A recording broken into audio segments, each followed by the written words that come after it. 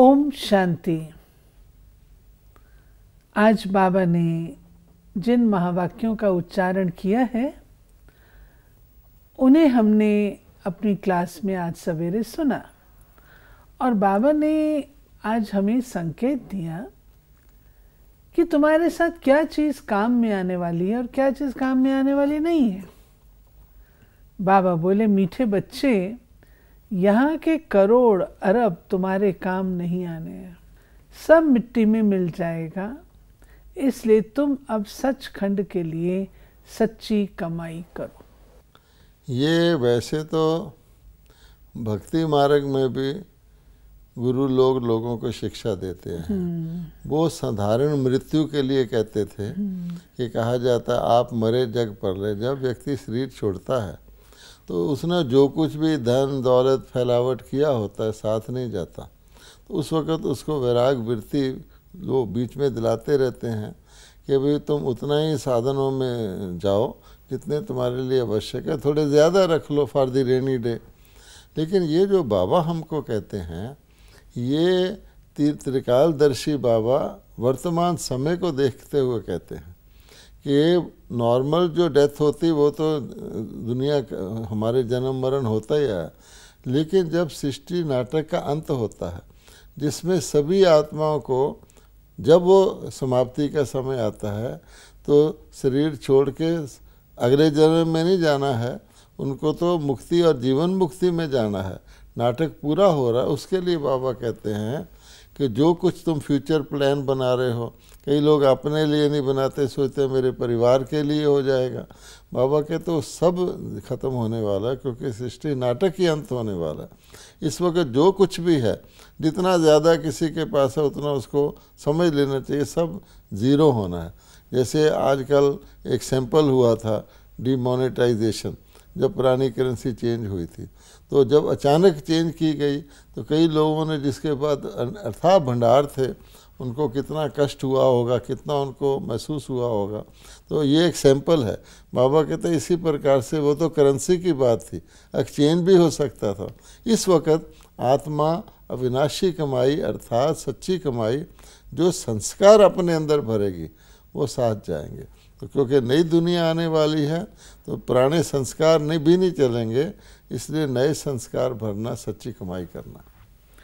फिर बाबा ने आज एक बहुत अच्छी बात कही कि बच्चे तुम ब्राह्मण देवताओं से भी ऊंचे हो। किस बात के कारण? और वो बाबा ने कहा क्योंकि तुम यहाँ पे सबकी रूहानी सेवा करते हो, आत्मा का मिलन परमात्मा से कराते हो। पब्लिक सेवा देवताएं नहीं करते हैं, वहाँ राजा रानी तथा प्रजाएं यहाँ का पुरुषार्थ किया हुआ उनकी प्रारब्ध वो भोगते हैं। सेवा नहीं करते, इसलिए तुम सेवादारी ब्राह्मण देवताओं से ऊंचे हो। देखिए, एक होता है स्टडी पीरियड, एक होता है स्टडी पूरी हो जाए। तो स्टडी पीरियड में व्यक्ति अपनी क्वालिफिकेशन भी बढ़ाता है जो बाद में उसके काम आती है। एक है कमाई का पीरियड और एक है कमाई जब समाप्त हो जाए। एक व्यक्ति जॉब करता है, उसमें उसकी पैसा मिलता रहता है, जब रिटायर हो जाए तो उसके बाद उसको वो कमाई तो ख़त्म हो जाती है। तो बाबा कहते हैं ये जो रूहानी कमाई है, अन्य आत्माओं को जो कलयुग में बिल्कुल तमो प्रधान, दुखी, पतित, तनाव वाली, अशांत, भयभीत होती हैं, उनको ईश्वरीय ज्ञान देकर उनको इन सब से मुक्त करा के उनको देवी देवता बनाना, ये कार्य इस वक्त संभव है क्योंकि दुनिया बदल रही है। और इसीलिए ब्राह्मण भगवान ब्रह्मा जी के द्वारा रचते हैं। ब्राह्मणों को कहा ही जाता है कि वो यज्ञ रचने में सहयोगी होते हैं, ब्राह्मण ही यज्ञ को चलाते हैं आगे। तो ज्ञान यज्ञ है। जब देवता बन गए तो वहाँ तो कंप्लीट स्टेज हो गई। अब देवता बनने के बाद किसकी सेवा करेंगे? सोशल सर्विस वहाँ है ही नहीं, सारे संपन्न हो गए। इसलिए कहा जाता है ब्राह्मण देवी देवाय नमः। जब भक्ति मार्ग में भी नमः करते हैं तो पहले ब्राह्मण को करते हैं, फिर देवता को करते हैं। दूसरी बात और भी है कि देवता अपने संतान के माता पिता होते हैं। ब्राह्मण जो हैं वो परम पिता परमात्मा की अनलिमिटेड परिवार है। परमात्मा की संतान ब्राह्मण है और देवता तो देवताओं की संतान हो गए, इस लिहाज से भी बड़े। फिर बाबा ने इस सभा को कहा है, आज किसकी सभा है? बाबा कहते हैं जीवात्माओं और परमात्मा की। जिनको शरीर उनको जीवात्मा कहते हैं, वो मनुष्य, और उन्हें परमात्मा कहते हैं। और कहा जाता है आत्मा परमात्मा अलग रहे बहुकाल, इसको मंगल मिलन कहा जाता है। परम पिता परमात्मा को जीव आत्मा नहीं कहा जा सकता। क्यों? क्योंकि वो लोन लेते हैं, उनका अपना शरीर नहीं होता। यानी ये बहुत इम्पोर्टेंट बात है कि आज के शरीरधारी मनुष्य जब भगत लोग भक्ति करते हैं तो वो परमात्मा को भी शरीरधारी रूप में देखना चाहते हैं। अब क्योंकि परमात्मा निराकार हैं तो देवी देवताओं को जो श्रेष्ठ बनाए परमात्मा ने, श्री राधे, श्री कृष्ण, श्री लक्ष्मी, श्री नारायण, श्री राम, सीता, इनको अपने देवता मान के यानी भगवान के रूप मान के पूजा करते हैं। बाबा कहता नहीं, परम आत्मा है। भगवान के महावाक्य गीता में भी हैं कि मैं परमात्मा जिस रूप वाला हूँ, जो हूँ, जैसा हूँ, उसमें मुझे याद करो। तो परमात्मा कहते हैं कि तुम सब भी हो जीव आत्मा, लेकिन जीव को भूलकर अपने को आत्मा मान के याद करना है। तो दुनिया वाले तो जीव आत्मा शरीर मान के याद करते हैं, तो पहले तो मैं आत्मा, ये मेरा शरीर। लेकिन परमपिता परमात्मा कहते हैं मैं जीव आत्मा नहीं हूँ, पर मैं भी आके अवतरित होता हूँ, दिव्य जन्म लेता हूँ, लेकिन वो जिस शरीर में लेता हूँ उसको याद नहीं करना, मुझ परमात्मा को आत्मा ने याद करना है। और दिव्य जन्म क्योंकि वो अवतरण लेते हैं ब्रह्मा के रूप में, तो शास्त्रकार ने वो भी भूल गया है कि परमात्मा ब्रह्मा के रूप में अवतरित होते हैं। बाबा ने कहा है कि मैं कैसे प्रवेश करता हूँ वो मैं तुमको आके समझाता हूँ। तुम जीवात्माओं को अपना अपना शरीर है, मेरा अपना शरीर नहीं है। तो बाबा ने कहा ये सभा बहुत न्यारी है। सभा नेचुरली न्यारी है। ये सब जीवात्माएं बैठी हैं, परम पिता परमात्मा अवतरित होकर के शरीर रूपी रथ में सवार होकर के बैठे हैं, आत्माएं अर्जुन रूप में बैठी हैं। तो विचित्र हो गया ना, आत्मा और परमात्मा का मिलन हो रहा है। आत्माएं अपने शरीर को भूलकर आत्मस्वरूप में विलीन कर रही हैं, परमात्मा दूसरे पर काय में अवतरित होकर के आत्माओं से मिलन मना रहे हैं। तो बहुत विचित्र सभा हो गई। बाबा कहते हैं जीवात्माओं का वर्ण भी है, हाँ, और वो ब्राह्मण वर्ण, क्योंकि वो परम पिता परमात्मा रचते हैं। और तुम जानते हो हम सर्वोत्तम ब्राह्मण हैं। क्यों हैं? क्योंकि हम सेवा करते हैं। अब देखिए, एक और लिहाज से भी ये सभा बाबा कहते हैं न्यारी है। देवताओं का मिलन परमात्मा से नहीं होता, शूद्रों का मिलन परमात्मा से नहीं होता। परमात्मा कहते हैं बहुत काल से जो बिछड़े हुए थे उनको मैं आकर के गोद लेता हूँ, अडॉप्ट करता हूँ, ब्रह्मा जी के द्वारा उनको ब्राह्मण बनाता हूँ। कहा जाता ना ब्रह्मा के मुख से ब्राह्मण निकले, तो उनके मुख से उनको अडॉप्ट करके ब्राह्मण बनाता हूँ, सेवाधारी बनाता हूँ, क्योंकि उन्हीं के द्वारा परमात्मा पति दुनिया को पावन करते हैं। तो और भी विचित्र मिलन हो गया, ब्राह्मणों से मिलते हैं। बाबा कहते हैं कि अब तुमको ज्ञान हुआ है कि तुम आत्मा हो। जब आत्मा का ज्ञान हुआ तब तुम आत्म अभिमानी बनते हो। पहले आत्मा शरीर में होती है, लेकिन उसका ज्ञान नहीं होता तो हम देहभान में होते हैं।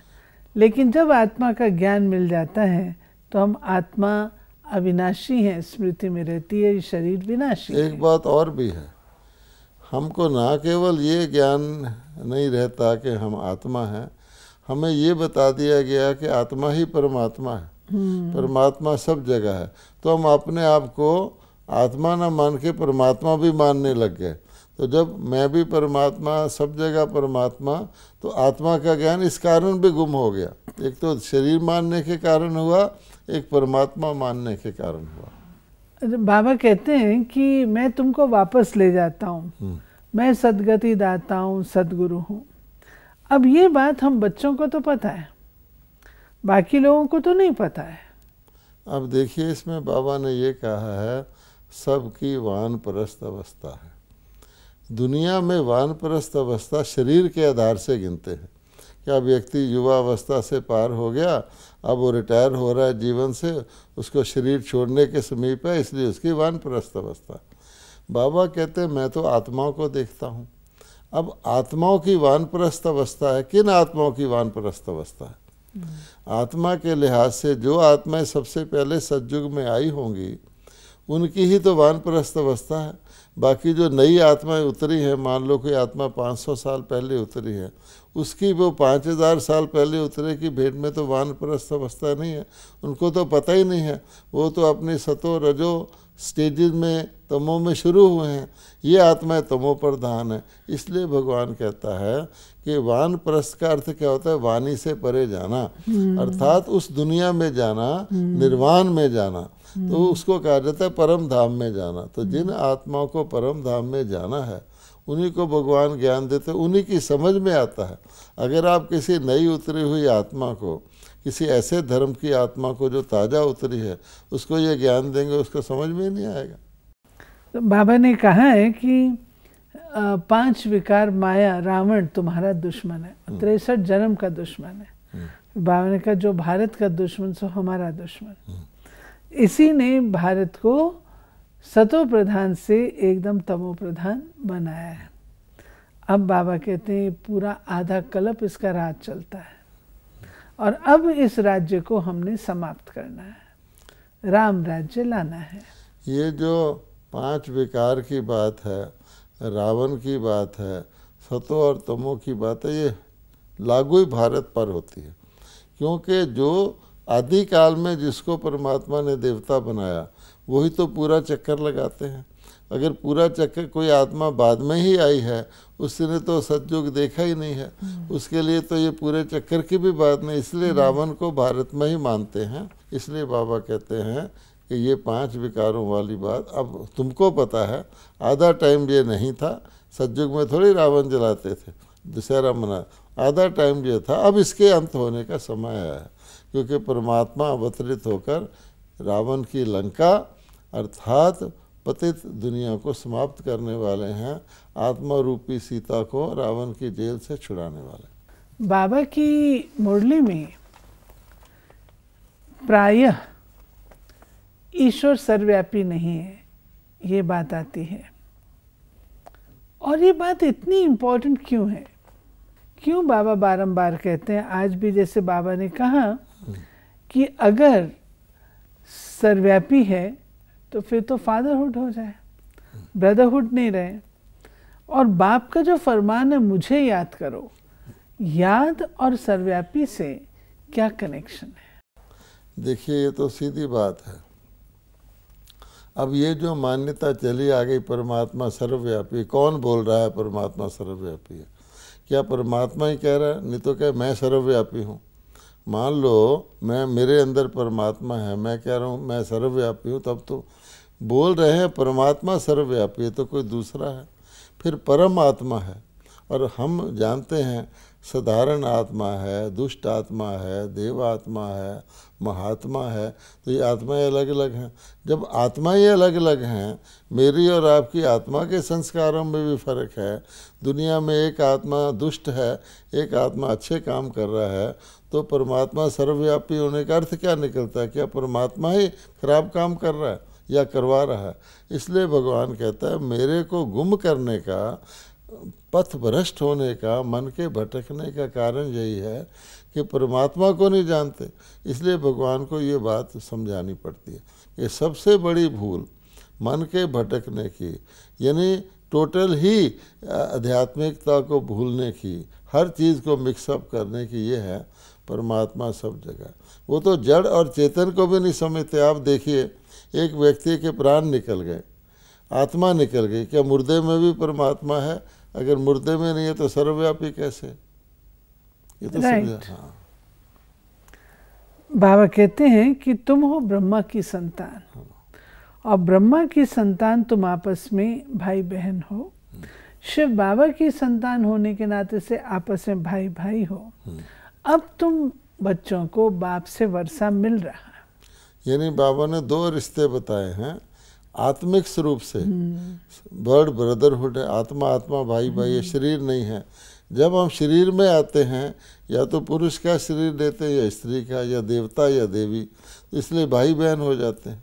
तो वो किसकी संतान है? तो ब्रह्मा को कहा जाता है शारीरिक पिता, धर्म पिता। सब ब्राह्मणों का धर्म पिता ब्रह्मा है। तो उसके शरीर नाते से शरीरधारी, उसमें पुरुष भी और स्त्रियां भी ब्रह्मा की मौखिक संतान बनते हैं, तो भाई बहन है। बाप है सत्युग की स्थापना करने वाला, सदैव सुख देते हैं, ऐसे नहीं सुख और दुख बाप देते हैं। हाँ, ये एक्चुअली एक प्रकार की एलिगेशन है कि दुख और सुख परमात्मा ही देता है, वो क्यों देंगे? और यहाँ भी अगर आप वो सर्वव्यापी की बात को जोड़ें तो किसको देता है? अगर सब जगह है तो दुख और सुख परमात्मा ही ले रहा है, फिर मैं क्यों कहता हूँ मैं दुखी हूँ? परमात्मा दुखी हो सकता है क्या? इसलिए भगवान कहता है कि आग का काम आग का है, पानी का काम पानी का है, अंधेरे का काम अंधेरे का, रोशनी का काम रोशनी का है। सुख अलग चीज़ है, दुख अलग चीज़ है। एक ही एंटिटी दोनों कैसे दे सकते हैं? या तो कोई दुख देने वाला होगा या सुख देने वाला होगा। और परमात्मा शारीरिक पिता भी अपनी संतान को कभी दुख देने का नहीं सोचता, तो परमात्मा दुख कैसे देगा? है ही सुखदाता। और बाबा कहते हैं मेरी तो महिमा क्या है, दुख हरता सुख करता। अगर वो सुख दुख दोनों दे तो लोग उसको याद क्यों करें? नेचुरली। हाँ। बाबा ने साइंस के ऊपर कहा, आज साइंस के ऊपर लोगों को कितना घमंड है, कितनी चीज़ें बनाते हैं एरोप्लेन आदि सुख के लिए, परंतु बाबा कहते ये सब चीज़ें फिर विनाश के निमित्त भी बन जाती हैं, और पिछाड़ी में तो ये अपने कुल का ही विनाश कर लेते हैं। सीधी बात है कि जो परमात्मा की रचना है वो परफेक्ट है, क्योंकि उसमें डिवाइन इंटेलेक्ट लगती है। परमात्मा के रचे हुए सतयुग के अंदर आप देखेंगे प्रकृति कितनी सतों प्रधान है। आपको कुछ साइंटिफिक इन्वेंशन करने की ज़रूरत ही नहीं पड़ती। कहा जाता है ना, necessity is the mother of invention. सतयुग में आपको क्या ज़रूरत पड़ेगी? मान लो मुझे ऐनक लगा हुआ चश्मा, सतयुग में किसी का चश्मा लगता है? आज उसकी इतनी आवश्यकता है कि अगर साइंस ये ना बनाए तो व्यक्ति देख ही ना सके। क्या किसी पशुओं के चश्मा लगता है? वो नेचुरली ठीक रहते थे। इसलिए साइंस ने आज ज़रूरत के मुताबिक चीज़ें बनाई हैं। अब क्लाइमेट इतनी चेंज हो गई है कि 48 डिग्री टेम्परेचर उस शहर में है जहाँ 30 डिग्री से ऊपर जाता ही नहीं था, और बढ़ रहा है। तो साइंस वालों को कंफर्ट देने के लिए एयर कंडीशनिंग वगैरह बनानी पड़ती है। लेकिन भगवान कहता है कि अगर ये एरोप्लेन जो भी सुख के साधन बनाए हैं, इनके पीछे कहा जाता है इम्परफेक्ट टेक्नोलॉजीज या हार्मफुल टेक्नोलॉजीज है। अच्छी चीज़ भी है, अगर व्यक्ति की बुद्धि भ्रष्ट हो जाए, अच्छी चीज़ गलत काम में लग जाती है। तो बाबा ने बताया है ये जो तुम देख रहे हो एरोप्लेन्स वगैरह, अल्टीमेटली ये बम गिराने के और विनाश के काम में आएंगे। और सच में आज फील भी करते हैं ह्यूमैनिटी को खतरा है, वाइप ऑफ हो सकती है। बाबा ने कहा है कोई कुछ भी कहे, तुम बच्चों को हर्षित मुख रहना है और शांत रहना है, योग में सदा मुस्कुराते रहना है। योग बल से दूसरे लोग भी शांत हो जाएंगे। कि किसी के कहने के प्रभाव में ना आने का सबूत क्या है? अगर आपको फील हो गया आप कमल फूल समान हैं, आपको तो दूसरे को प्रभावित करना, उसका दुख दूर हो जाए, वो आपके पास है, शांत से शांत हो जाए। अगर हम ही दूसरे के प्रभाव में आएंगे तो हम विघ्न विनाशक कैसे बनेंगे? इसलिए बाबा कह रहा है। फिर बाबा ने आज टीचर्स की विशेषता बताते हुए कहा, टीचर को बाप समान कदापि किसी से घृणा नहीं करनी है। टीचर्स को तो खास ध्यान रखना है, वो मॉडल है, एग्जाम्पल है। घृणा करेंगे तो सेवा कैसे कर सकेंगे? और पढ़ाई पर ध्यान देना है। टाइम मोस्ट वैल्यूबल है, इसको वेस्ट नहीं करना है। बाबा की याद में रहना है, पढ़ाई में मस्त रहना है, फालतू ख्यालातों में टाइम वेस्ट नहीं करना है। तुम्हारा सेकंड सेकंड बाबा कहते हीरे जैसा वैल्यूबल है, इसलिए मनमना भव हो जाओ, यही फायदे वाली चीज़ है, बाकी सारा टाइम वेस्ट है। सिंपल बाबा कहता है कि जब मैं तुमको लेने आया हूँ, तुमको जाना ही है और समय भी बता दिया जाने का है, तो सब कुछ समेटना है। बाबा कहता है देह भान से भी न्यारे हो जाओ, अपनी इंद्रियों के प्रभाव से भी न्यारे हो जाओ। अब ये जो कहा घृणा नहीं करनी है, तो इसका एक सूक्ष्म कारण भी होता है। अगर हम किसी से ज़्यादा लगाव करेंगे तो बाकियों से हमारी आप ही अलगाव हो जाएगा, उतना बैलेंस तो रहा नहीं ना। आप घृणा नहीं कर रहे हैं, लेकिन अगर कुछ व्यक्तियों से आपका ज़्यादा लगाव है, वो आपको कंफर्ट देते हैं, आपका सहारा लेते हैं, आप उनको सहारा देते हो, तो बाकियों से तो आपका स्नेह ऑटोमेटिकली डिप्राइव हो गया ना। एक तो है खास घृणा करना, एक है प्यार को वहाँ से खींच कर लगाना, ये भी बहुत इम्पोर्टेंट है। तो न्यूट्रल रहने का मतलब क्या होता है, ना काऊ से दोस्ती ना काऊ से वैर। बाबा कहते तुम्हारी इस समय की महिमा सतयुग से भी बहुत बड़ी है। जगदम्बा देवियां सब संगम की हैं, ब्राह्मण हैं। तुम जानते हो अभी हम ब्राह्मण हैं, फिर देवता पूजने लायक बनेंगे। तुम्हारा यादगार मंदिर बन जाता है। तुम चैतन्य देवियां बनते हो, वो तो जड़ हैं। अब उनसे पूछो देवी कैसे बनी, कोई बात करे समझा हम तो ब्राह्मण थे अब देवता बनते हैं। कहा जाता है ना चढ़ती कला है, इस समय हमारी चढ़ती कला है। तो चढ़ती कला में कमाई की कला, जितना मर्जी ऊंचा जा सकते हैं। जब फुल स्टॉप लग जाता है फिर चढ़ती कला तो समाप्त हो जाती है ना, इसलिए ब्राह्मण को श्रेष्ठ कहा गया। आज की मुरली का वरदान बहुत अच्छा है। मेरे को समाप्त कर पुरानी दुनिया से मरने वाले निर्भय व ट्रस्टी भाव। आप तो हो ही मरे हुए, बाबा कहते हैं। नई दुनिया में जीते हो, पुरानी दुनिया से मरे हुए हो, तो मरे हुए को मरने से क्या डर। लेकिन यदि कोई भी मेरा मेरा होगा तो माया बिल्ली भी म्याऊं म्याऊं करेगी। मैं आऊं। हाँ, जरा भी किसी में लगाव नहीं। सार इसका यही है कि जहाँ से लंगर उठ गया वहाँ से लगाव नहीं। एक टेम्परेरी, जैसे कि प्लेटफॉर्म पे पैसेंजर बैठा है, उस स्थिति में हमको रहना है हर वक्त, जिसको कहते हैं एवर रेडी। स्लोगन है अपने दिल को ऐसा विशाल बनाओ जो स्वप्न में भी हद के संस्कार इमर्ज ना हो। क्योंकि बाबा हर चीज़ का टेस्ट सपन बताता है। एक होता है संकल्प, संकल्प में फिर भी कॉन्शियस माइंड होता है। स्वप्न में आपकी ओरिजिनल स्थिति प्रकट होती है। तो जो व्यक्ति के ख्वाबो ख्याल, जिसको कहा जाता है ना, ख्याल मैंने संकल्प, ख्वाब मैंने सपन, तो सपन में भी लिमिटेडनेस ना आए। उसका सपन में उसी चीज़ के आते हैं जो हमारे दिन में हम लोग करते हैं या सोचते हैं। ऐसी स्थिति हो तब कहा जाएगा कि सपने भी हम स्वर्ग के देखें, कल्याण का ही सोचें सपने में भी, तब होगा। ये थी बाबा की आज की मुरली। और आज की मुरली में बाबा ने जो हमें अभी बातें बताई, किन बातों में हमें मस्त रहना है, अपने समय की कदर रखनी है, मन मना भाव होकर रहना है, इन बातों पर हम गौर करेंगे और उस पर अटेंशन देते हुए चढ़ती कला का अनुभव करें। ओम शांति।